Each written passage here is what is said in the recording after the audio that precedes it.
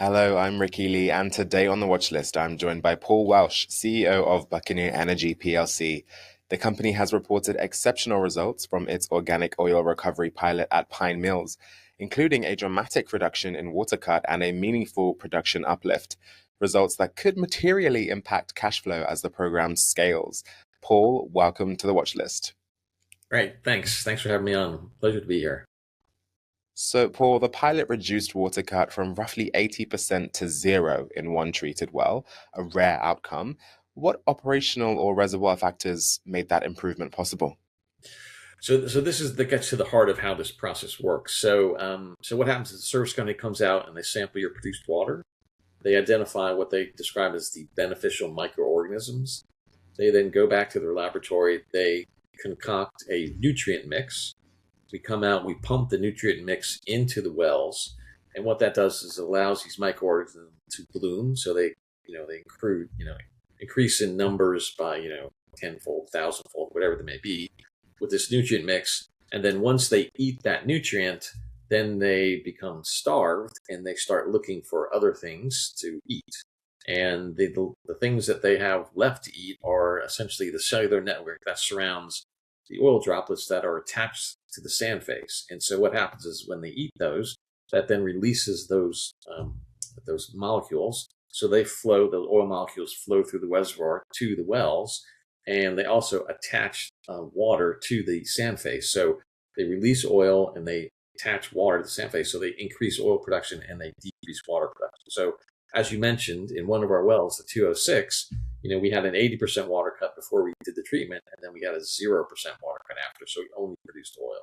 So we're producing a little bit of water now, about 3 weeks in, not too much, but again, it's really been a remarkable treatment for us. So again, that gets at the essence as to how this process works. Amazing stuff. It sounds like science fiction almost. The pilot cost Could was be. comparable to a routine workover. So, how do you evaluate the balance between upside potential and capital efficiency as you scale this OOR solution? So what we look at is as what we're based on a lot of assumptions now, because as we mentioned up front, this is a pilot, and so in the pilot area, we increase production 100%. So the question is, what does that future look like for the pilot barrel? So the incremental volume we're producing is 15 barrels a day, so it's modest, but the area that we're producing from only was producing 15 barrels a day to start. So now we're at 30. So what we've assumed here to determine the capital efficiency, as you discuss it, as you describe it, is we're at 15 barrels a day. That's the increase we've seen. Then we'll see this increase decrease. So the one that we start to decline. We were assuming that decline rate is at 40% until it hits the typical field decline rate, which is between 5 and 8% in this part of the world. And then based on that decline rate, the barrels we produce, we've determined that the capital efficiency or the internal rate of return here is about 99% at current oil prices. So it's a really good way to spend your money, assuming the results, are coming the way we've modeled them so far. So again, it's a pilot. We'll see how the pilot plays out, but at the moment, we're on track to do what I just described. And so, with plans to treat remaining wells in the Battery 3 and expand across Pine Mills in Q2, what production and cash flow targets are you aiming to reach by year end? So we've increased by 15 barrels a day so far. If it all goes to plan and we do it across the entire field, we could probably add another 45 barrels a day. So that'd be a total of 60. Given our current netback, that will translate into another about $60,000 a month in free cash flow. So if it plays out, we don't see any decline. We run it for the next 10 months. That's another $650,000 in cash, which is a lot for what we would describe prior to this as a marginal field. Now, what's going to determine that is that decline rate. How much we see, how much we get. Does it decline slowly? Does it decline as I've mentioned it?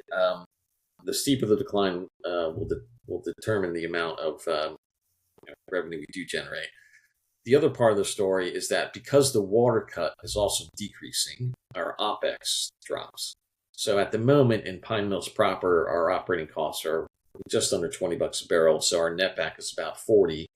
If the water cut reduction comes through as we've seen, those operating costs will drop. So we have another part of the field called the Falk area that produces very little water, and the operating costs there are $5 a barrel. So that's the range that we can see. So, that we're targeting to capture between $506,000 of free cash flow. At the moment, it's doing really well, and we're excited, and we see a lot of potential for it in this field. Well, thank you so much for sharing that with us today, Paul. Thanks for having me again, and we're really glad to get the message out because we think it's a great technology, and again, a shout out to our partners at Hunting who have been great to work with. So thanks to them for all the effort they put into this as well. Well, once again, that is Paul Welch, CEO of Buccaneer Energy. For more on the company's organic oil recovery program and production outlook, visit buccaneerenergy.co.uk. That's all for this episode of The Watchlist. I'm Ricky Lee. Make good choices today.